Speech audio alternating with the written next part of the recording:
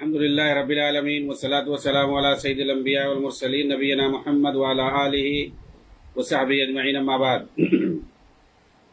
اعوذ باللہ من الشیطان الرجیم بسم اللہ الرحمن الرحیم ان الشیطان لکم عدو فاتخذوه عدوا انما يدعو حزبه لیکونوا من اصحاب السعیر۔ محترم ناظرین اکرام اور دیگر سامعین، پچھلے درس کے اندر جہاد کے تعلق سے اس کی قسمیں اور اس کے نام پر جو باطل تنظیمیں فتنہ اور فساد برپا کرتی ہیں اس تعلق سے گفتگو ہو رہی تھی۔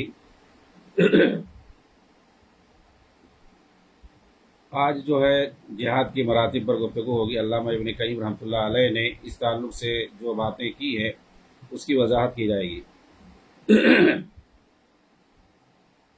آپ نے اس بات کی وضاحت کی ہے کہ انسان کا جو ازلی دشمن ہے اور جو کھلا ہوا دشمن ہے سب سے بڑا وہ شیطان ہے۔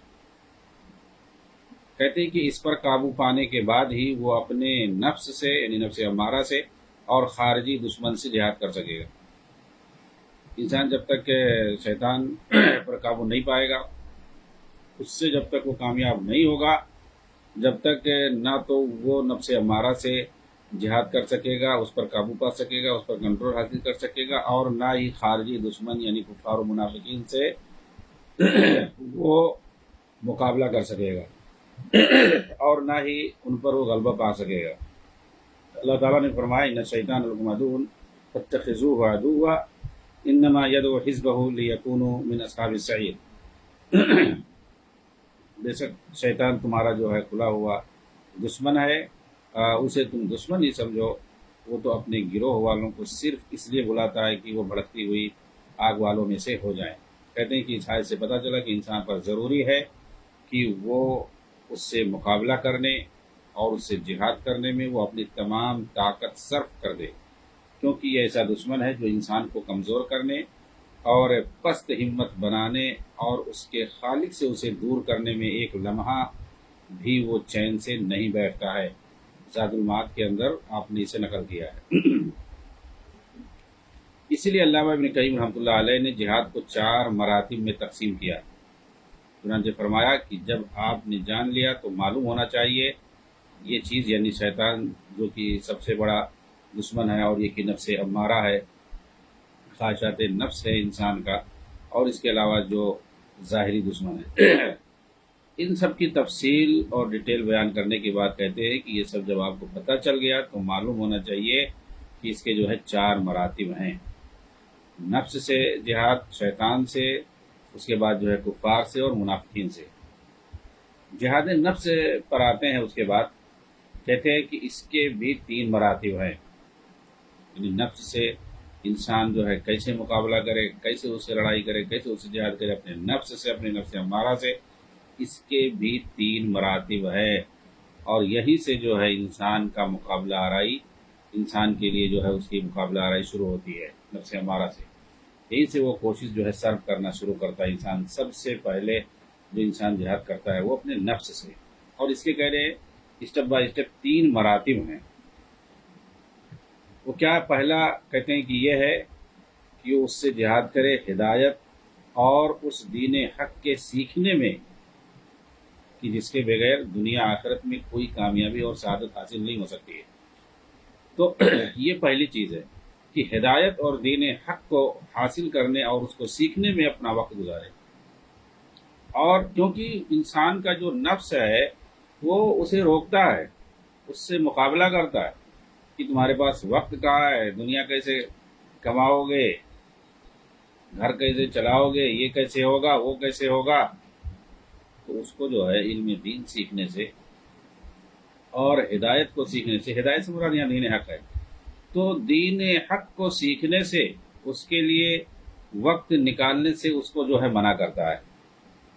حالانکہ انسان تاکہ اللہ کی عبادت اور بندگی اور اس کی اطاعت صحیح ڈھنگ سے کر سکے، اس کے لیے ضروری ہے کہ وہ دین حق کو سیکھے، کیونکہ سیکھنے کے بعد ہی انسان صحیح سے اور اچھی طریقے سے اللہ کی اطاعت اور بندگی کر سکتا ہے۔ جتنا زیادہ اللہ تعالیٰ کی معرفت ہوگی، اس کے دین کی معرفت ہوگی، اسی قدر بہتر انداز میں وہ اللہ تعالیٰ کی اطاعت اور فرما برداری اور اس کی بندگی کر سکتا ہے۔ کہتے ہیں کہ یہ سب سے پہلی چیز ہے انسان جو اپنے نفس سے جہاد کرتا ہے دین حق کو سیکھنے میں۔ یہ ایسی چیز ہے کہ اس کے بغیر دنیا آخرت کی سعادت اور کامیابی انسان کو نہیں حاصل ہو سکتی ہے۔ اس کے بعد دوسرا مرتبہ بتا رہے ہیں جہاد نفس کا، کہتے ہیں کہ دوسرا یہ ہے کہ اس سے جہاد کرے، یعنی اپنے نفس سے علم سیکھنے کے بعد اس پر عمل کرنے کے لیے، کیونکہ بغیر عمل کی مجرد علم کا سیکھنا اگر نقصان نہیں پہنچاتا ہے تو اسے کوئی فائدہ بھی نہیں پہنچائے گا۔ تو یہ بھی کوئی معمولی نہیں ہے۔ یہ جو دوسرا مرحلہ ہے، دوسرا مرتبہ ہے کہ جو کچھ اس نے دین حق کو سیکھا ہے اس پر عمل کرنا۔ تو عمل کرنے سے بھی انسان کا نفس اسے منع کرتا ہے، کیونکہ اس کے اندر مشقت ہے، اس کے اندر اپنے بدن کو اور اپنے نفس کو مشقت میں ڈالنا، تکلیف میں ڈالنا، کیونکہ بغیر تکلیف اور مشقت کے عمل نہیں کر سکتا ہے۔ تو کہہ رہے ہیں کہ دوسرا مرحلہ، یہ دوسرا مرتبہ ہے اپنے نفس کو قابو میں کرنے کے لیے، کنٹرول میں کرنے کے لیے اور اس پر فتح پانے کے لیے، کہ وہ جو کچھ دین حق کو سیکھا ہے اس پر عمل کرے، اور اس کے لیے اس کا نفس اسے روکے گا، منع کرے گا، تو ظاہر سی بات ہے اسے مقابلہ کرنا پڑے گا۔ اور تیسرا یہ کہ جو کچھ سیکھا اور عمل کیا ہے وہی چیز دوسروں کو بھی بتانا، دوسروں کی طرف دعوت دینا، ورنہ اس کا شمار ان لوگوں میں ہوگا جو اللہ کی طرف سے نازل کردہ ہدایت اور واضح نشانیوں کو اور آیتوں کو چھپاتے ہیں، چنانچہ اس کا علم اسے کوئی فائدہ نہیں دے گا اور نہ ہی اللہ کے عذاب سے اسے بچائے گا۔ تو یہ جو ہے، یعنی جو تیسرا مرتبہ ہے جو کہ بہت ہی اہم ہے، وہ کیا ہے؟ جو کچھ اس نے سیکھا اور اس پر عمل کیا ہے اس کی طرف بلانا بھی، دوسروں کو اس کی طرف دعوت بھی دینا، اور ایک مسلمان کی زندگی میں یہ بہت ہی اہم پوائنٹ ہے۔ اور اسی لیے اس امت کو خیریت اور بہتری کا لقب ملا ہے، کنتم خیر امۃ اخرجت للناس تأمرون بالمعروف وتنہون عن المنکر، کیونکہ اسے جو علم دین حاصل ہوا ہے، اسے جو اللہ تعالیٰ نے دین حق دیا ہے، اب اس کا یہ فریضہ ہے، اس پر یہ واجب بنتا ہے کہ یہ دوسروں کو بھی بتائے، یعنی امر بالمعروف اور نہی عن المنکر کا فریضہ یہ انجام دے۔ یہ پوری امت کو اللہ تعالیٰ نے خطاب کیا ہے۔ امر بالمعروف اور نہی عن المنکر کا جو فریضہ ہے اس کی انجام دہی کے لیے اللہ تعالیٰ نے پوری امت کو یہاں پر خطاب کیا ہے۔ یہ بہت ہی اہم ہے۔ والعصر ان الانسان لفی خسر الا الذین آمنوا وعملوا الصالحات وتواصوا بالحق وتواصوا بالصبر۔ تو آپ دیکھیں اس کے اندر اللہ تعالیٰ نے 4 مراتب بیان کیے ہیں کہ جو ایمان لایا اور عمل کیا، عمل صالح، اور پھر اس کے بعد جو ہے اس کی طرف دعوت دی، حق کی تلقین کی، یہ 3 مرحلے ہو گئے۔ چوتھا یہ ہے کہ اس سے جہاد کرے دعوت کی راہ میں جو آنے والی سختیاں اور پریشانیاں ہیں اس پر صبر کرنے میں، جو بھی اس راستے میں یعنی دین کی دعوت میں جو کچھ اس نے سیکھا، حاصل کیا، عمل کیا اور دوسروں کو پہنچایا، دعوت بھی دی، تو اس دعوت کی راہ میں اس کے اوپر جو سختیاں اور پریشانیاں آ رہی اس پر وہ صبر کرے۔ یعنی اس کی دونوں صورتیں ہو سکتی ہیں۔ یہ تو انسان کی زندگی میں مطلوب ہے کہ وہ ایمان لائے، دین اسلام کو سیکھے، اس پر عمل کرے، اس کی طرف دوسروں کو بلائے، یہ سب جو ہے مسلمانوں پر فریضہ ہے۔ اب یہ دعوت دینے میں، بلانے میں، اس راہ میں اس کے اوپر سختیاں آ سکتی ہیں، رکاوٹیں آ سکتی ہیں، تو یہاں پہ جو ہے انسان کو سوچنا چاہیے کہ ہمارے لیے جو ہے 2 طرح کی راہیں ہیں۔ یہیں پہ لوگ دھوکہ کھاتے ہیں، یہیں پر لوگ دھوکہ کھاتے ہیں اور گمراہی کا شکار ہوتے ہیں.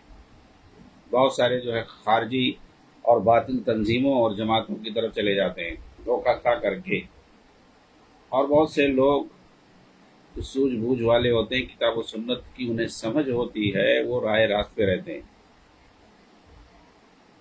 یہ جو چوتھا مرحلہ ہے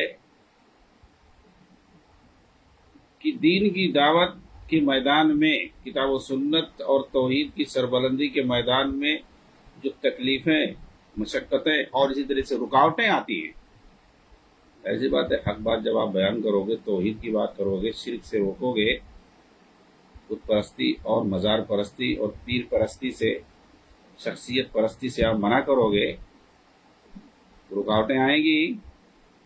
کفار و مشرکین، منافقین، بدعقیدہ، منحرفین تمام لوگ جو ہے کھڑے ہو جائیں گے سامنے. تو یہ جو مرحلہ ہے رکاوٹوں کا، مشقتوں کا، تکلیفوں کا، یہاں پر جو ہے ہمیں یہ سوچنا ہوگا کہ اب کون سا ہم راستہ اختیار کریں. تو یہاں پر ہمیں دو راستے ملتے ہیں، دونوں میں سے کوئی ایک کو اختیار کرنا. اور یہاں پر آپ دیکھیں گے نبی صلی اللہ علیہ وسلم کی جو دونوں زندگی ہے، ایک مکی زندگی اور ایک مدنی زندگی، دونوں وہی راستہ ہے ہمارے لیے. یا تو یہ جو راستے میں، اس راہ میں جو تکلیفیں آ رہی ہیں، جو مشقتیں آ رہی ہیں، جو رکاوٹیں کھڑی کی جا رہی ہیں، ہمارے پاس جو ہے ان کا مقابلہ کرنے کے لیے طاقت نہیں ہے. ان رکاوٹوں کو دور کرنے کے لیے، ان کو ختم کرنے کے لیے ہمارے پاس طاقت نہیں ہے. تو ایسے وقت میں صبر کرنے، تحمل کا مظاہرہ کرنے کا حکم. جی ہاں، صبر اور تحمل کرنے کا حکم ہے، مکی زندگی سے سبق سیکھتے ہوئے، آپ صلی اللہ علیہ وسلم کی مکی زندگی کو اسوہ اور نمونہ بناتے ہوئے. لیکن اگر ہمارے پاس ان تکلیفوں اور مشقتوں اور ان رکاوٹوں کو دور کرنے کی طاقت ہے، ہمارے پاس طاقت ہے، ہم مقابلہ کر سکتے ہیں، ان رکاوٹوں کو دور کر سکتے ہیں، تو پھر جو ہے مقابلہ کرنے کی اجازت ہے. ان رکاوٹوں کو دور کرنے کی، اصل تو رکاوٹوں کو دور کرنا ہے، لیکن کب؟ جب ہمارے پاس طاقت ہو. وہی میں نے کہا، یہیں پہ آ کر جو اہل حق ہیں اور جو اہل باطل ہیں یہیں پہ پتہ چلتا ہے. نہ پہلی جگہ، نہ دوسری جگہ، نہ تیسری، یہی چوتھی جگہ پتہ چلتا ہے. پہلے ایمان لانا اور اس کو سیکھنا دین کو، اور اس کے بعد جو ہے عمل کرنا.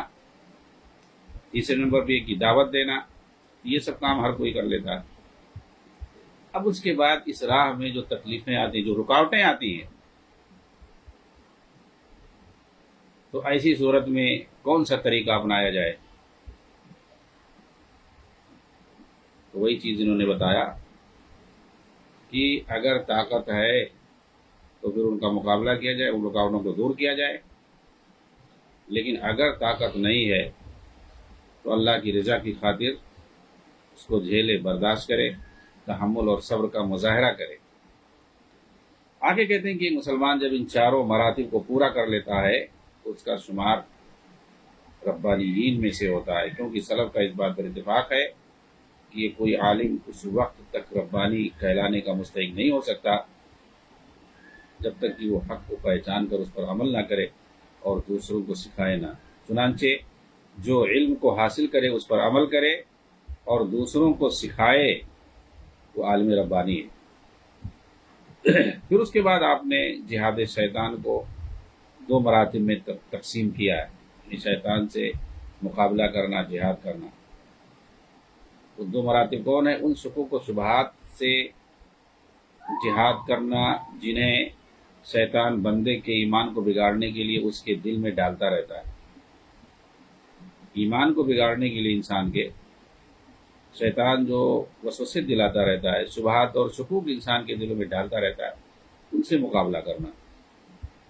دوسرا ان فاسد ارادوں اور شہوتوں سے جہاد کرنا جنہیں شیطان ان کے خیالوں میں پیدا کرتا رہتا ہے. یعنی دو طرح کی چیزیں انسان کے خیال دلوں میں پیدا کرتا ہے، ایک شہوات اور دوسرے شبہات. شبہات کا تعلق یہ دینی امور سے ہے، اور شہوات کا تعلق یہ دنیاوی امور سے ہے۔ شہوات یعنی مال و متاع اور دیگر جو ہے گناہ کے کام، اس میں جو ہے ان کی لذتوں کو بتا کر کے، ان کی دنیاوی فوائد کو بتا کر کے، اور وقتی لذت اور وقتی طور پر ان سے فیضیاب ہونے کو بتا کر کے، لذت محسوس کرنے کو بتا کر کے اس کی راہ میں ڈال دیتا ہے انسان کو، دنیاوی لذتوں میں، دنیاوی نعمتوں کی طرف بلاتا ہے، حالانکہ اس کو اللہ تعالیٰ نے ان تمام چیزوں کو حرام کر رہا ہوتا ہے۔ تو یہ شہوات کی طرف انسان کو بلاتا ہے شیطان۔ تو یہ جو ہے سب سے پہلے ضروری ہے کہ اس پہ کنٹرول حاصل کرے، اور شبہات جو کہ دین کے معاملے میں ہوتا ہے یہ جو ہے بہت ہی اہم ہے، اس سے مقابلہ کرنا۔ شہوات سے انسان بچ جائے ممکن ہے، لیکن اگر شبہات سے نہیں بچتا ہے، دینی امور کے اندر وہ شبہات کا شکار ہے، شیطانی ہتھ کنڈوں کا شکار ہے، اور جب دینی اعتبار سے وہ شبہات میں مبتلا ہوتا ہے، اس وقت اس کے اندر انحرافات پیدا ہوتے ہیں، وہ دین سے بھٹکتا ہے، راہ راست سے دور ہوتا ہے، اور یہ شیطان کے یہاں زیادہ اہم ہے شہوات کے مقابلے۔ چنانچہ اگر وہ کسی ایک انسان کو بدعتی بنا دیتا ہے، شبہات میں ڈال کر کے بدعتی اور مشرک بنا دیتا ہے، تو اب اسے کچھ کرنا نہیں، زندگی بھر جو ہے وہ چین سے بیٹھا رہتا، اب اس کو بہکانے کی ضرورت ہی نہیں ہے اسے، کیونکہ اس کو غلط راستے پہ ڈال دیا۔ اب وہ دین سمجھ کے اسی پہ عمل پیرا رہے گا، کیونکہ انسان جو شرک اور بدعت کرتا ہے وہ دین سمجھ کے کرتا ہے، اس سے وہ کبھی توبہ بھی نہیں کرے گا، رجوع بھی نہیں کرے گا۔ کیوں کرے گا؟ کیونکہ وہ تو دین ہی سمجھ رہا ہے۔ جس بدعت اور بدعقیدگی کو وہ مانے ہوئے پکڑے ہوئے ہے، اور جس شرک پر وہ عمل کر رہا ہے، اس کو دین سمجھ رہا ہے، وہ کبھی پھرتا نہیں ہے اس سے، اس کو دین سمجھ کے پکڑے رہتا ہے۔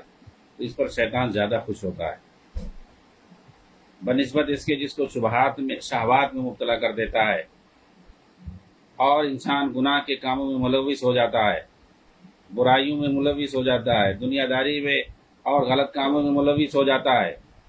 تو یہ جو ہے شہوتوں میں، دنیاوی شہوتوں میں پڑ کر کے، شیطان کے بہکاوے میں آ کر کے وہ برے کام کرتا ہے، تو یہاں پر اس کے توبہ کرنے کے چانسز رہتے ہیں۔ شیطان جو ہے اس کے پیچھے پڑا رہتا ہے، کیونکہ وہ جانتا ہے کہ یہ گناہ کا کام جو اس نے کیا ہے، یہ جو اس نے ڈاکہ ڈالا ہے، چوری کی ہے، زنا کی ہے، شراب پی ہے، یا اس طرح کے دیگر جو ہے غلط کام اس نے کیے ہیں، تو انسان نے اس کو غلط سمجھ کے کیا ہے۔ جو چوری کرتا ہے وہ سمجھتا ہے کہ یہ غلط ہے، جو شراب پیتا ہے وہ سمجھتا ہے کہ یہ گناہ کا کام ہے، اور جو زناکاری کرتا ہے وہ بھی سمجھتا ہے کہ یہ غلط ہے۔ وہ کبھی بھی توبہ کر سکتا ہے، اور وہ گناہ کو گناہ سمجھ کے کرتا ہے، اس لیے وہ کبھی بھی گناہ سے توبہ کرے گا، کر سکتا ہے، فوری طور پر وہ کر سکتا ہے، اور اگر کوئی نصیحت کر دے تو اس کا اثر اور جلدی بھی ہو سکتا ہے۔ بہرحال تو شیطان اس کے پیچھے اس کو پڑا رہنا ضروری ہے، لیکن اگر کسی کو اس نے بدعتی بنا دیا، کسی کو بدعقیدہ بنا دیا، کسی کو مشرک بنا دیا، یا کسی کو جو ہے گھامڑ اندھا تک مقلد بنا دیا، اب وہ جو ہے آرام سے بیٹھ گیا، چین کی جو ہے بانسری بجا رہا، اس کی طرف جانے کی اب شیطان کو ضرورت ہی نہیں ہے۔ ایسے انسان کے پاس اب جانے ہی کی ضرورت نہیں ہے، اب وہ فرصت پا گیا زندگی بھر، کیونکہ وہ اب جو ہے صحیح راستے پر آ ہی نہیں سکتا ہے، توبہ ہی نہیں کرے گا وہ۔ کیوں؟ اس لیے کہ وہ جس راہ پر ہے اسی کو صحیح دین سمجھ رہا ہے، اور یہ سمجھ رہا ہے کہ ہمیں اسی کا حکم ہے، اسی پر ہمیں چلنا ہے۔ تو شیطان اگر کسی کو بدعتی بنا دیتا ہے، کسی کو مشرک بنا دیتا ہے، راہ حق سے اسے بھٹکا دیتا ہے، دین سے اسے منحرف کر دیتا ہے، تو اس کو بہت خوشی ہوتی ہے، اس کو بہت زیادہ خوشی ہوتی ہے۔ کیوں؟ اب وہ نہ توبہ کرے گا اور نہ اس راستے سے پھرے گا، وہ دین سمجھ کے اس میں عمل کر رہا ہے۔ لیکن ادھر جن لوگوں کو شبہات شہوات میں جنہیں مبتلا کیا ہے اپنے جو ہے وسوسوں کے ذریعے سے، تو مجھے ہر وقت فکر لگی رہتی ہے کہ یہ بندہ جو ہے کبھی بھی توبہ کرے گا، پھر بھی صحیح راستے پہ آ جائے گا، تو شیطان اس کے پیچھے ہمیشہ لگا رہتا ہے۔ اسی لیے شبہات یہ زیادہ اہم ہے، اس راستے میں شیطان سے مقابلہ کرنا بہت ضروری ہے کہ کہیں وہ ہمیں راہ حق سے بھٹکا نہ دے۔ اللہ کے رسول صلی اللہ علیہ وسلم نے صحابہ کو دین پر عمل کرنے کا جو طریقہ بتایا ہے، جو منہج بتایا ہے، کہ اس سے ہم بھٹک نہ جائیں، اور اگر اس راستے سے بھٹکے، کسی پیر امیر فقیر کو پکڑ لیے، کسی مرشد ارشد کو، کہ انہوں نے جو سمجھایا ہمیں اور جو انہوں نے بتایا، جو انہوں نے لکھ دیا، وہی ہمارے لیے کافی ہے، کیونکہ یہ جو ہم سے زیادہ جانتے تھے۔ شیطان ایک سے تعویل کراتا ہے۔ اب ہمیں کچھ دیکھنے کی ضرورت نہیں ہے، دیکھنے کی ضرورت نہیں ہے، انہوں نے جو کہہ دیا بس وہ ہمارے لیے کافی ہے۔ یہ چیز جو ہے بہت اہم ہے سمجھنا کہ جو ہے شیطان جو ہے انسان کو بھٹکاتا ہے، غلط راستے پہ لاتا ہے دو طریقوں کا استعمال کر کے، ایک جو ہے شبہات اور دوسرا جو ہے شہوات۔ وقتی طور پر دیکھنے میں شہوات جو ہے گرچہ یہ برا لگے گا، لیکن آپ یہ یاد رکھیں کہ اس سے کہیں زیادہ خطرناک شبہات ہے۔ لیکن آپ دیکھیں گے یہ جو خارجی تنظیمیں ہوتی ہیں اور یہ جو خوارج ہوتے ہیں، وہ زیادہ اہمیت جو ہے شہوات کو دیتے ہیں۔ جی ہاں، زیادہ اہمیت شہوات کو دیتے ہیں، شبہات کو نہیں دیتے ہیں۔ کوئی راہ حق سے کتنا ہی کیوں نہ بھٹکا ہوا ہو، وہ قبر پرست ہو، گھوڑا پرست ہو، مزار پرست ہو، ہر طرح کی اس کے یہاں خرابیاں ہو، صحابہ تک کو برا بھلا کہتا ہو، گالی دیتا ہو، ان کو کافر مرتد کہتا ہو، اس کے عقیدے کچھ بھی ہو اس کے عقیدے، شرک و بدعت کھلا جو شرک کر رہا ہو، بدعت کا ارتکاب کر رہا ہو، وحدت الوجود کا جو ہے وہ قائل ہو، ڈاروین کے عقیدے کا قائل ہو، کچھ بھی اس کے اندر انحراف اور بدعقیدگی اور گمراہی پائی جاتی ہو، جی ہاں، ان کے یہاں خوارج کے یہاں سب کچھ برداشت ہے۔ لیکن اگر کوئی شہوات میں پڑ کر کے اگر وہ زناکار ہے، اگر اس نے جو ہے دوسرے بہت ساری جو برائیاں ہیں، گناہ کبیرہ جن کو کہا جاتا ہے، چوری، ڈاکہ، زنا، شراب نوشی، ناچ گانا، میوزک، ظاہر سی بات یہ سب جو ہے شیطانی آلے ہیں، یہ سب جو ہے شہوات، دنیاوی شہوات کا حصہ ہیں۔ ان کو جو خوارج جو ہے ان چیزوں کو زیادہ اچھالتے ہیں، کیونکہ ان کے یہاں گناہ کبیرہ کا مرتکب کافر ہوتا ہے، جی ہاں، اس لیے جو ہے ان چیزوں کو یہ زیادہ اچھال دیں گے کہ دیکھو یہ کافر ہے، مرتد ہے، ایسا کر رہا ہے، ویسا۔ آپ جو ہے سلمان عودہ کو دیکھو، اس نے صاف صاف لکھا ہے اگر کوئی جو ہے گانا سن رہا ہے، ہمیشہ اس کے سننے کا عادی ہے، وہ جو ہے اگر توبہ نہیں کرتا ہے تو وہ مرتد ہے، جی ہاں۔ تو ان کے یہاں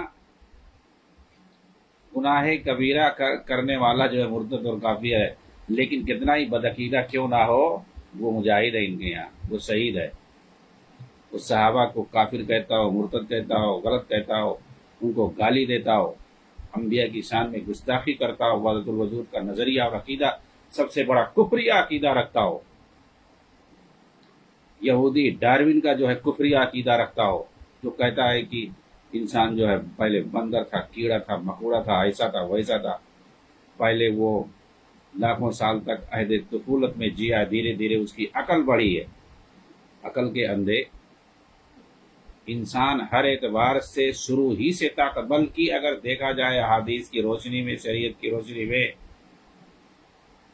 تو آپ یہ سمجھ لیں کہ پہلے شروع میں انسان عقل کے حساب سے، عقل و ذہن کے حساب سے اور اسی طریقے سے جسمانی طاقت کے اعتبار سے، عقلی طاقت کے اعتبار سے، ہر اعتبار سے پہلے زیادہ مضبوط اور طاقتور تھا۔ جی ہاں، اس کے شواہد اور اس کے دلائل اور ثبوت ہمیں قرآن سے ملتے ہیں۔ جسمانی اعتبار سے قد میں اور اسی طریقے سے جسمانی طاقت کے اعتبار سے آپ پڑھیں قوم سمود وغیرہ کا واقعہ، قوم عاد کا واقعہ، پہاڑوں میں کیسے وہ جو ہے گھر بناتے تھے، ان کی طاقت کا اندازہ لگائیے، تراش تراش کر کے، بڑی طاقت والے تھے، خود ہی قرآن اقرار کر رہا ہے، بہت پہلے کے وہ لوگ تھے۔ اسی طریقے سے ان کی عمریں بھی زیادہ ہوتی تھی۔ حضرت نوح جو ان کی قوم 950 برس تک تو صرف دعوت کا کام کیا ہے، 1000 سال اس سے بھی زیادہ پہلے لوگوں کی عمریں ہوا کرتی تھی۔ حضرت آدم کے بارے میں ان کی قد جو ہے 60 گز کی تھی۔ اسے پتہ کیا چلتا ہے؟ عقل کے اعتبار سے اور جسمانی طاقت اور لمبائی، ہر اعتبار سے وہ بڑے تھے۔ اللہ کے رسول جو کہ آخری امت ہے آپ کی، آپ نے فرمایا کہ ان اعمار امتی ما بین 60 و 70، میری امت کی جو عمر ہے وہ 60 سے 70 کے بیچ ہوگی۔ وَأَقَلُّهُمْ يَجُوزُ ذَلِكَ، کم ہی لوگ جو ہے اس حد کو پار کریں گے، اوپر جائیں گے، یعنی 60-70 سے زیادہ کم ہی لوگ جائیں گے۔ آپ اندازہ لگائیں، عام طور سے جو ہے یہی چیز ہے، 60-70 کے بیچ میں ہر کوئی مر جاتا ہے، چند ہی لوگ ہوتے ہیں جو اوپر جاتے ہیں، 100 تک پہنچتے ہیں یا اس سے آگے۔ خود اللہ کے رسول صلی اللہ علیہ وسلم کی وفات 60-70 کے بیچ میں ہوئی، ابو بکر رضی اللہ عنہ کی وفات 60-70 کے بیچ میں ہوئی ہے، حضرت عمر کی وفات جو ہے 60-70 کے بیچ میں ہوئی، حضرت علی کی وفات جو ہے 60-70 کے بیچ میں ہوئی، حضرت عثمان رضی اللہ تعالیٰ عنہ 70 سے کراس کیے ہیں، وہ بھی 90 تک نہیں پہنچے ہیں، اس سے پہلے ہی۔ اور اس طریقے سے یہ چونکہ شروع اسلام کا زمانہ ہے، اس لیے میں نے مثال دیا، اور آج بھی آپ وہی چیز پائیں گے۔ تو یہ تو انسان کا حال ہے، جسمانی اعتبار سے بھی کمزور ہو چکا ہے۔ پہلے کے واقعات ہم لوگ پڑھتے ہیں، خود اپنے باپ دادا اور پردادا وغیرہ کے کتنے جو ہے طاقتور تھے، ایسے تھے ویسے تھے جسمانی اعتبار۔ یہ تو جو ہے 150 سال کی بات ہے، اس سے پہلے بھی کتنے لوگ طاقتور تھے۔ تو ایسا نہیں ہے، آپ اگر شریعت کی بات کریں گے، دین کی بات کریں گے اور نقلی دلیلوں کی بات کریں گے تو یہ سمجھ میں آئے گا کہ شروع ہی سے انسان ہر اعتبار سے طاقتور تھا، ذہنی اور عقلی اعتبار سے بھی، جسمانی اعتبار سے بھی، عمر کے اعتبار سے بھی طاقتور تھا، مضبوط تھا، سب کچھ تھا۔ بلکہ آپ دیکھیں گے تو بتدریج جو ہے وہ ہر چیز اس کی گھٹ رہی ہے، عمر بھی گھٹ رہی ہے، جسمانی طاقت اور قوت بھی گھٹ رہی ہے، انسان کے ذہن بھی گھٹ رہے، ہر چیز کا انکار کر رہا ہے، شک و شبہ پیدا کر رہا ہے اور دین سے دور ہو رہا ہے، ہر چیز سے عقل سے پیدل ہو رہا ہے۔ جی ہاں، عقل سے پیدل ہو رہا ہے۔ تو قرآن حدیث سے تو ہمیں الٹا مل رہا ہے۔ جو یہ لوگ کہتے ہیں کہ پہلے شروع میں انسان کیڑا مکوڑا تھا، ایسا تھا ویسا تھا، اور اس کے بعد جب وہ انسانی شکل میں بنا بھی تو اس کی ذہنیت اور عقلیت جو ہے بالکل ختم تھی، کم تھی، دھیرے دھیرے عقل و شعور کے منزل کو جو پہنچا ہے تو بہت ٹائم لگا ہے، لاکھوں سید کتب کہہ رہے ہیں کہ جو لاکھوں سال لگا ہے، نعوذ باللہ۔ یہ ڈارون کا عقیدہ کیا بالکل قرآن حدیث کے الٹا ہے، شریعت کے بالکل الٹا ہے، اور بالکل جھوٹ ہے، کرپٹ ہے، یہ ساری چیزیں کچھ بھی نہیں صحیح ہے۔ یہ جو کہنے والا ڈاروین یہودی نظریہ جو پھیلا کے گیا، خود بہت سارے سائنسداں اس کا انکار کرتے ہیں، یہ سب جھوٹ، یہ سب فراڈ ہے، انسان سے اس کا کوئی تعلق نہیں۔ جو بھی چیز پہلے جس حالت میں تھی شروع میں، آج بھی ویسے ہی ہے، جو پہلے جس حال میں جو کیڑا تھا آج بھی وہ ویسے ہی ہے، ویسے ہی رہے گا۔ جو بندر جو لاکھوں سال پہلے جس طریقے سے تھا آج بھی ویسے ہی ہے اور ایسے ہی رہے گا۔ انسان جس حالت میں پہلے تھا آج بھی ویسے ہی رہے گا۔ جی ہاں، ہر ایک کی جنس جیسے پہلے تھی آج بھی اسے، کوئی جو ہے کہ جنس بدلتا نہیں ہے۔ جی ہاں، جنس کوئی نہیں بدلتا ہے کہ اس سے ایسا ہوا ایسا ہوا ایسا ہوا۔ ارے بھائی تو انسان ہی کیوں بدلا، اور دوسرے لوگ کیوں نہیں بدل کے ہو گئے کچھ دوسرے؟ مرغا جو ہے، یہ جو مرغی کی نسل ہے، یہ اپنے جنس کو بدل کر کے شتر مرغ کیوں نہیں ہو گیا؟ شتر مرغ جو ہے گھوڑا کیوں نہیں ہو گیا؟ یہ انسان ہی میں کیوں کرو بھائی؟ انسان بھی تو ایک مخلوق ہے۔ یہ بھی تو سوال آدمی کر سکتا ہے کہ انسان ہی ایسے ایک مخلوق ہے، وہ جنس اپنا بدلتا ہوا جو اس حال کو پہنچا ہے۔ اب یہ سوال پیدا ہوتا ہے کہ اب اس کے بعد کون سا، اور یہ کب کس وقت انسان اس شکل میں ہوا ہے؟ اب اس کے بعد بھی کچھ چانسز ہے یا نہیں ہے؟ اب کچھ اور بن جائے گا اس جنس کو بدل کر کے، آگے جائے گا کہ نہیں جائے گا؟ یہیں پہ اسٹاپ ہو گیا، اور اسٹاپ ہو گیا تو کس نے تم کو کہا کہ اسٹاپ ہو گیا؟ کیسے تم نے اندازہ لگا لیا کہ اسٹاپ ہی ہو گیا؟ اب وہ اپنی شکل بدل کے اور کچھ بنے گا یا نہیں بنے گا؟ جیسا کہ یہ جو ہے جیوتیسی بابا اسرار احمد، ڈاکٹر اسرار اور دوسرے جو ہے لوگ سمجھتے ہیں اور کہتے ہیں، ان لوگوں سے کسی نے پوچھا کہ بابا جو ہے اب اس کے بعد جو ہے انسان کس حال میں جائے گا؟ جنات بنے گا کہ شیطان بنے گا کہ فرشتہ بنے گا، کیا بنے گا؟ وہ کس حال مرحلے میں جائے گا؟ آگے کی کیا چانسز ہیں؟ کیونکہ وہ بھوشوانی بہت کرتے تھے، وہ جو ہے پیشین گوئی بہت کرتے تھے، ایسا ہوگا ویسا ہوگا. تو کسی نے یہ سوال نہیں کیا کہ اب اس شکل کے بعد انسان کون سی شکل اختیار کرنے کے لیے جا رہا ہے؟ یہ سب فضول چیز ہے. جب انسان دین اور شریعت سے اور جو طریقہ اور منہج کتاب و سنت پڑھنے کا بتایا گیا ہے اور اصول اور طریقے جو بتائے گئے ہیں قرآن حدیث کو سمجھنے کے لیے، عقیدے اور شریعت کو سمجھنے کے لیے، اس سے انسان جب دور ہوتا ہے تو یہی سب ہوتا ہے. بہرحال اسی پر میں اپنی بات ختم کرتا ہوں. وآخر دعوانا ان الحمد للہ رب العالمین، والسلام علیکم ورحمۃ اللہ وبرکاتہ.